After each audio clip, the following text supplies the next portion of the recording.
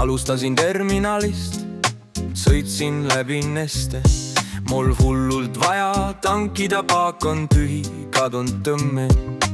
Alexela sinnad laes, ole Rexis, tegin toobi. Ja kui jõudsin Circle K-sse, mu rahakott sai uue hoobi.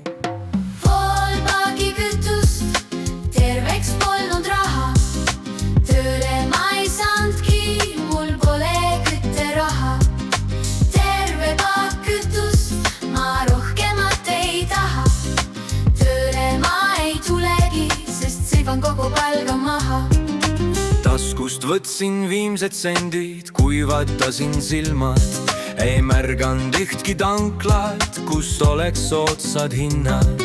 Sõidan tööle autoga, jälgin kütta tuld.